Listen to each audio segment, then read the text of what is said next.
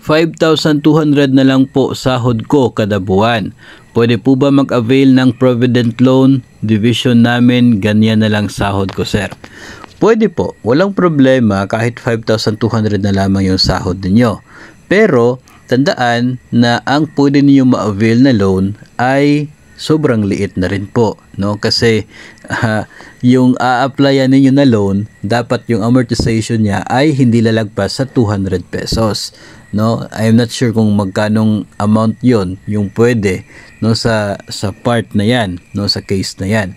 Kasi hindi pwede na mag-apply ka ng medyo mataas na amount tapos yung amortization niya susobra sa 200. Automatic po talaga yon na hindi po papayagan at ma-disapprove yung application ninyo.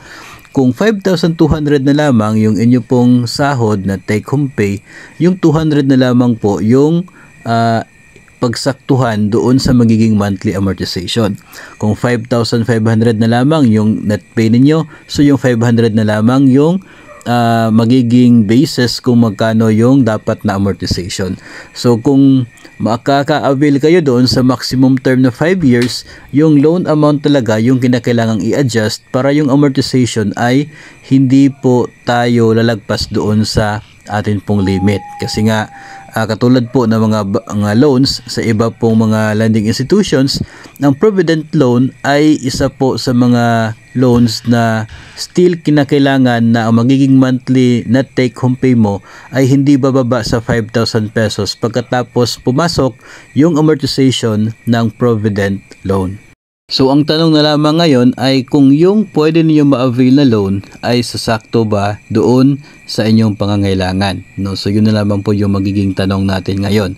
Tapos if ever na kaya, so pwede po ninyong applyan yan. If ever naman po na hindi, ay depende na po sa inyo, no? Baka pwede po ninyong applyan tapos yung konti na lamang yung hahanapan po ninyo ng paraan.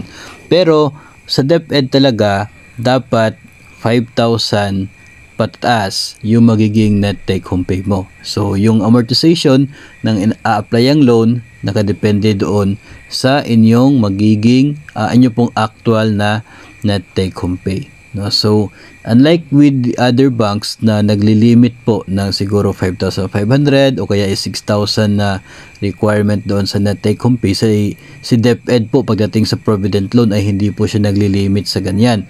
Doon po talaga siya sa 5,000 kasi alam po ninyo yung Provident Loan, yun po ang magiging priority sa mga deductions po ninyo sa utang.